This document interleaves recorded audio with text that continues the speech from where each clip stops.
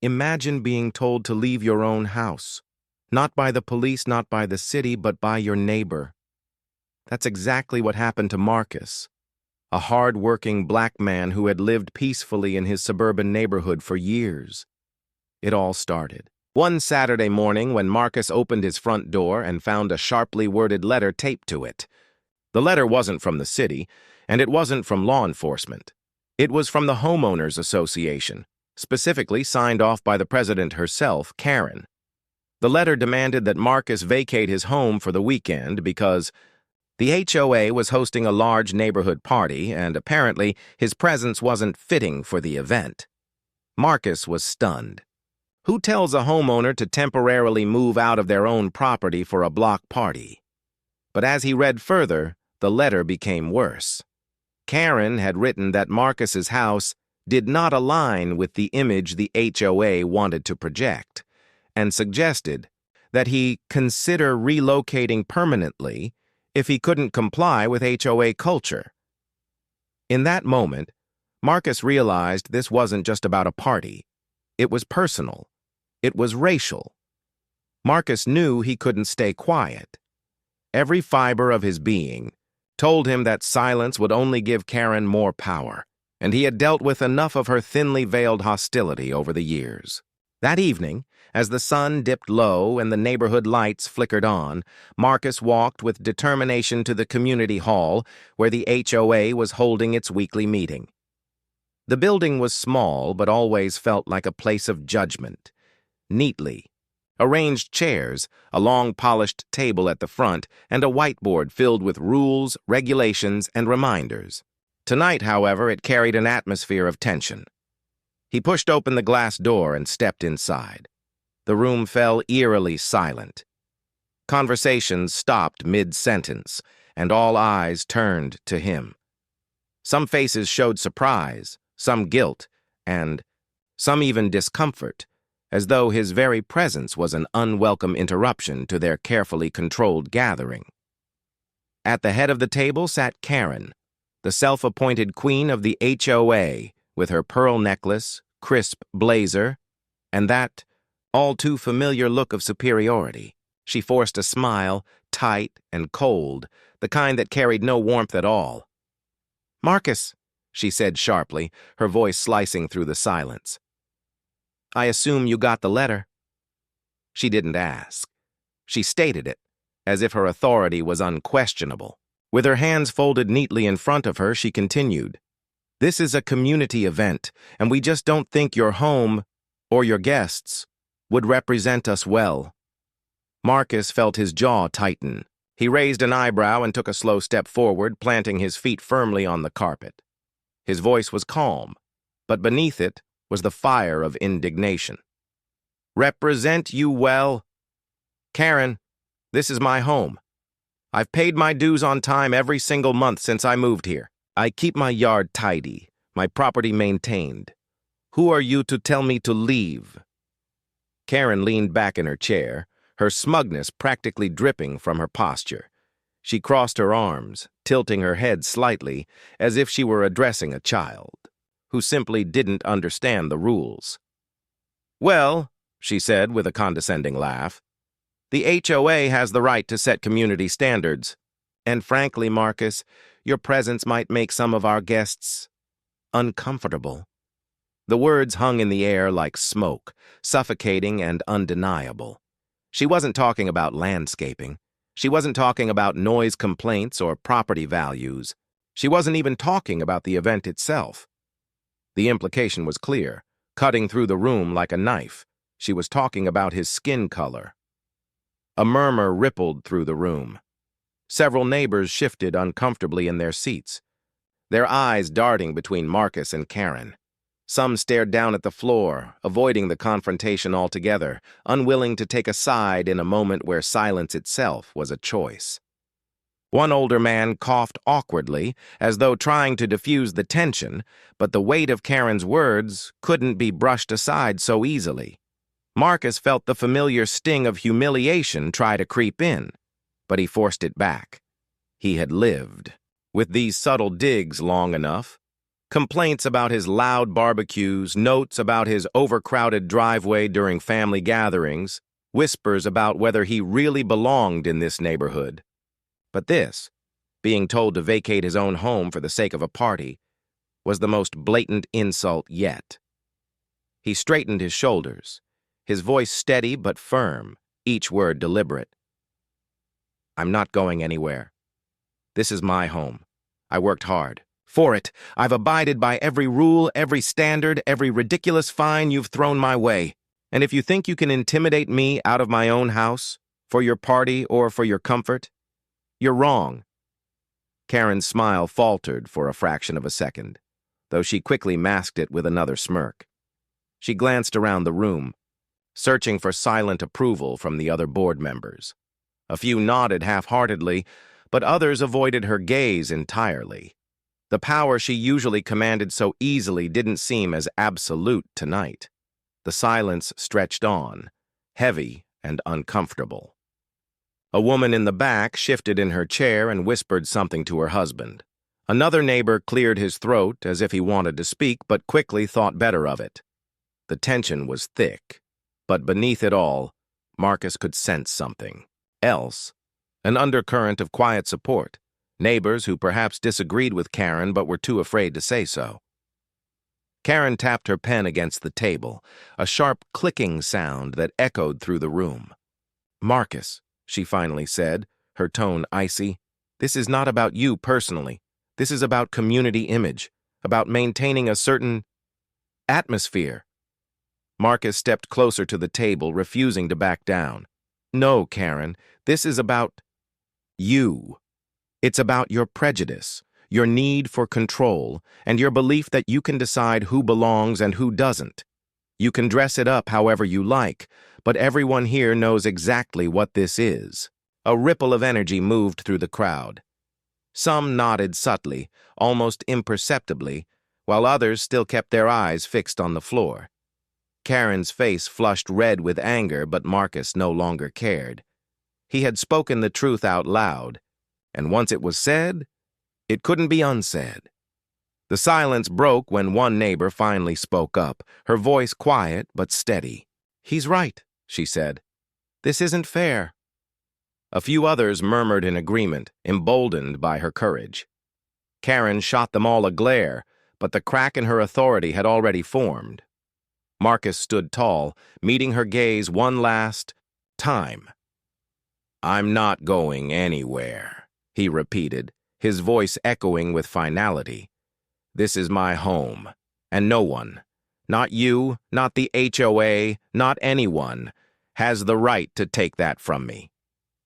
In that moment, the power dynamic shifted.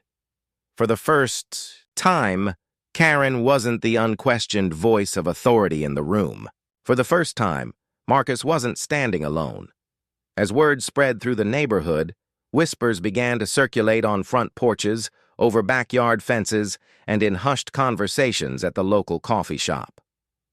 What had started as a simple letter taped to Marcus's door was quickly becoming the talk of the entire subdivision. And the more people heard about it, the clearer it became. This wasn't just about an HOA event. This was something deeper, something uglier. This was about racism hiding in plain sight, disguised behind the formal language of HOA rules and community standards. At first, many neighbors didn't know what to think. Some shook their heads in disbelief, muttering, "There's no way she actually told him to leave his own house, right?" Others, more familiar with Karen's behavior, weren't surprised at all. One older resident told his wife, "You know how she is. She's been gunning for Marcus since the day he moved in." Slowly, the truth of the situation spread, and people began to see that this wasn't just a misunderstanding. It was a pattern. A few neighbors reached out to Marcus quietly, almost as if they were afraid of being caught supporting him. On a Tuesday evening, Mrs. Ramirez from down the street stopped him as he walked his dog. She glanced around nervously before speaking in a low voice. "Marcus, I just want you to know, I heard what Karen said at the meeting. It wasn't right. A lot of us feel the same way, but..." She trailed off, wringing her hands. "We're just scared of her, you know. She controls everything. She fines people for having a trash can out an hour too long. She sends letters about weeds. She even told the Johnsons they couldn't paint their door red. We just don't want to be her next target. Marcus gave her a small smile, though inside he felt the weight of her words. Fear was powerful, and Karen used it as a weapon. By making examples of certain homeowners, especially him, she kept everyone else in line. Of course, not everyone was ready to admit what was happening. Some neighbors, either too timid or too loyal to the HOA, rushed to Karen's defense. Maybe it's just a misunderstanding, one man told Marcus at the mailbox. Karen's strict with everyone. She probably didn't mean it that way. Another added, "You know how she is. She's always uptight. Don't take it personally." But Marcus couldn't ignore the obvious truth. This wasn't equal treatment. Karen had a history, and he knew it better than anyone. Over the years, she had filed complaint after complaint against him, each one pettier than the last. She claimed his porch lights were too bright, though the neighbor across the street had floodlights that lit up half the block without a word from her. She said his barbecue grill was too noisy, even though nearly every house held weekend cookouts in the summer. She reported his family gatherings as too disruptive, despite the fact that large birthday parties and loud celebrations were common in the neighborhood. The pattern was clear. Marcus was always under her microscope, always singled out, always treated as though his presence was somehow less welcome than others. And while others received polite reminders, Marcus's letters were sharp, threatening, fines or further action. He could never prove it in writing, but everyone could feel it in the tone. Karen had a way of turning rules into weapons, and Marcus had been her favorite target. This latest demand, however, the audacity of telling him to leave his own home for a party, was something different. It wasn't just an inconvenience. It wasn't just a petty complaint. It was a direct attempt to humiliate him, to strip him of his dignity, to make him feel like an outsider in the very place he had worked so hard to call home. For Marcus, this was the final straw. He had spent years trying to ignore Karen's behavior, hoping she would grow tired of her harassment, hoping his good record as a homeowner would eventually silence her. But silence had only emboldened her. Each time he stayed quiet, she pushed, further testing the limits of what she could get away with. And this time, she had gone too far. He sat at his kitchen table that night, the letter spread out in front of him. The words, "Vacate your home for the weekend," glared up at him like an insult carved in stone. He thought of the sacrifices he had made to buy his house, the long hours at work, the extra shifts, the years of saving. He thought of his family visiting, his nieces and nephews playing in the yard, the pride he felt every time he pulled into his driveway. And now, someone was telling him he didn't belong here, that he should get out, not because of noise, not because of rules, but because of who he was. No, not this time. Marcus leaned back in his chair and made a decision. Enough was enough. He wasn't just going to push back, he was going to take action. If Karen wanted a fight, she was about to get one, but not on her terms. He would do it the right way, the smart way, the way that left no doubt about who was in the wrong.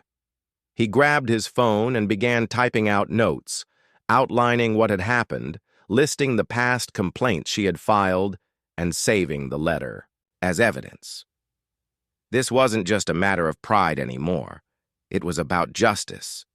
He had to take a stand, not just for himself, but for anyone else Karen might try to bully next. And as the night wore on, one thought repeated in his mind. If I let her win this time, she'll never stop. But if I stand my ground, maybe, just maybe, I can stop her for good. Marcus knew he couldn't let this slide. He had lived under Karen's shadow long enough, and every time he let her get away with something, she only grew bolder. That night, as the letter sat on his kitchen table like a slap in the face, Marcus made a choice. This time he was fighting back. He started small, gathering every piece of evidence he could find. He pulled out the stack of notices Karen had sent him over the years. Letters about his porch lights, his barbecue grill, his family gatherings. Each one was written in the same sharp, condescending tone. He highlighted the dates and compared them with neighbors who'd done the exact same things without consequence. The pattern was undeniable. This wasn't rule enforcement. This was targeted harassment. The next day, Marcus picked up the phone and called a lawyer recommended by a friend. After listening carefully, the lawyer sighed and said, "Marcus, what she's doing isn't just wrong, it's discriminatory. HOA boards have power, yes, but not to the point of violating civil rights. They can't tell you to vacate your own home for their convenience, especially under such racially charged pretenses." Those words lit a fire in Marcus.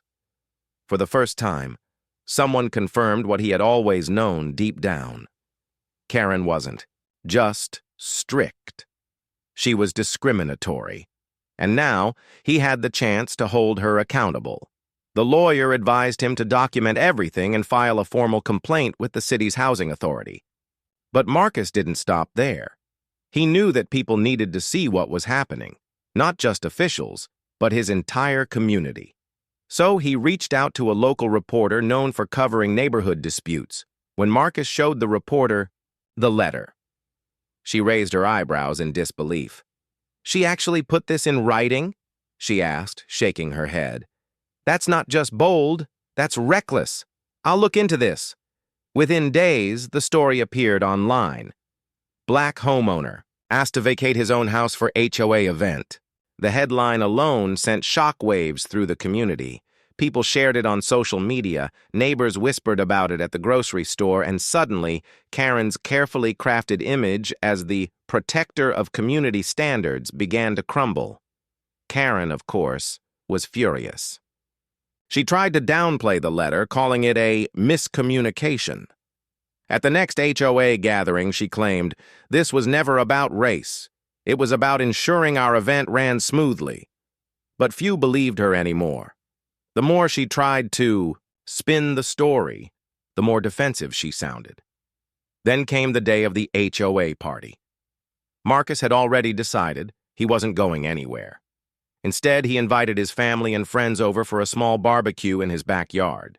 The smell of seasoned ribs and grilled chicken filled the air. Laughter rang out and the sound of music floated over the fence. It wasn't a loud or disruptive event, just a joyful gathering of people enjoying their time together. Meanwhile, just down the street, Karen bustled around the community event, her forced smile barely masking her frustration. She glanced toward Marcus's house every few minutes, her jaw tightening each time she caught sight of the cheerful group in his yard. To her, it was defiance. To Marcus, it was freedom. Guests at the HOA party noticed. Whispers spread quickly. "Did you hear what Karen tried to pull with Marcus?" "I saw the article." "Can you believe she told him to leave his house?" Some people shook their heads in disgust. Others avoided Karen altogether, not wanting to be associated with her behavior. At one point, Karen stormed up to Marcus's property line, glaring at the gathering. "Marcus!" she snapped. "You're being disruptive. This is supposed to be a community event." Marcus calmly sat down his plate and looked her square in the eyes. "Disruptive? Karen, I'm in my own yard with my family enjoying my home. You don't own this neighborhood no matter how much you want to. You tried to push me out and it didn't work. So now you're just angry that you couldn't control me." His words hung in the air, and this time it wasn't just his guests who heard them. Several neighbors from the party had gathered within earshot, listening quietly. Some nodded in agreement. Others whispered, "He's right." Karen sputtered, her face red with rage, but she couldn't find the words. For once, she was the one silenced, and as she turned on her heel and stormed back to the party, Marcus knew something had shifted. The fear that had once kept everyone silent was fading. People were beginning to see her for who she truly was. By the end of the night, Marcus's barbecue was filled with more than just his family. A few neighbors from the HOA event quietly slipped over, drawn by the warmth and authenticity of his gathering. They shared food, laughed, and offered words of support. "We should have spoken up sooner," one admitted. "What she did was wrong. We're with you." For Marcus, that night wasn't just about standing his ground. It was about reclaiming his dignity, his place in the neighborhood, and showing Karen and everyone else that intimidation only works if you let it. He hadn't just refused to move. He had taken back his power. And as the last of his guests left and the stars shone brightly above, Marcus felt a sense of peace he hadn't felt in years. Karen's reign of fear was crumbling, and for the first time the neighborhood didn't feel like her kingdom. It felt like a community again. The fallout from the HOA party was swift. For years, Karen had ruled the neighborhood with intimidation and manipulation, but after her attempt to push Marcus out of his own home, people could no longer pretend it was just strictness or enforcing the rules. The mask had slipped, and everyone had seen what lay beneath it. In the days that followed, the story gained even more traction. Neighbors shared screenshots of the article on social media, tagging local officials and voicing their outrage. "This is not who we are as a community," one resident wrote. Another posted, "Karen embarrassed all of us. It's time for a change." What had once been whispered privately was now shouted publicly. Meanwhile, Marcus filed his formal complaint with the city's housing authority. The lawyer helped him present a thorough case, backed with years of evidence, letters, emails, and testimonies from neighbors who were finally ready to speak. For the first time, Karen's pattern of targeting, Marcus was documented in black and white, and when the city confirmed that her actions could be considered discriminatory, the HOA board had no choice but to act. At the next HOA meeting, the turnout was larger than anyone could remember. Neighbors who rarely attended showed up, eager to see what would happen. The atmosphere buzzed with tension, but this time, Marcus didn't feel alone. People greeted him warmly, shook his hand, and thanked him for standing up. Karen walked in late, clutching her binder of notes like a shield. She took her usual seat at the head of the table, but the power she once commanded wasn't there. The room didn't fall silent in deference to her. Instead, it was filled with quiet murmurs of frustration. The meeting began, and within minutes, the topic turned to her actions against Marcus. One neighbor, a soft-spoken father of two, raised his hand. "Karen," he said firmly, "we've all put up with your strictness, but this went too far. Asking a man to leave his own home? That's not leadership. That's abuse of power." Another resident added, "And let's be honest, it wasn't just about a party. We all know what this was about. We can't have a president who discriminates against her own neighbors." Karen tried to defend herself. She adjusted her glasses, cleared her throat, and said, "This has been blown out of proportion. I was only trying to maintain community standards." But Marcus stood then, his voice calm but resolute. "Community standards?" he repeated. "Community means all of us. It means fairness, respect, and belonging. What you did wasn't about standards. It was about making me feel like I didn't belong.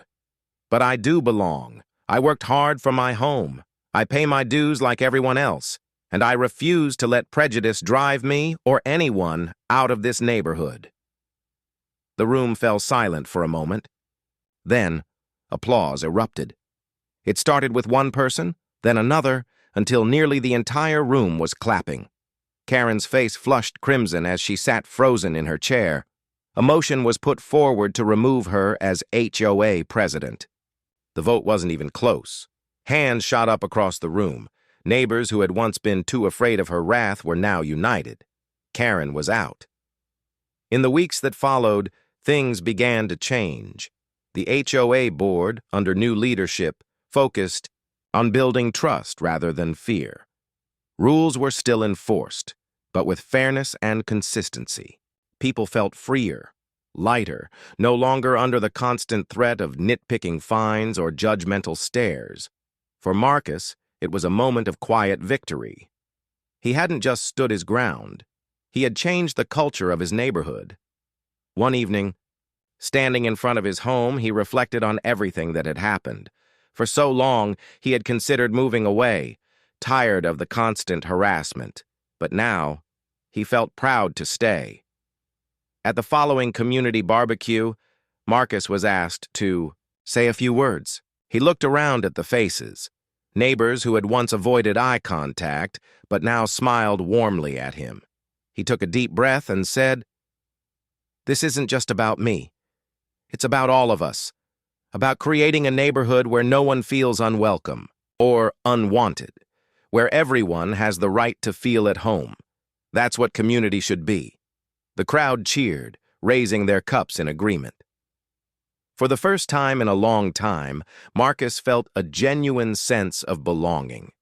Karen's reign of fear was over, and in its place stood something stronger: unity,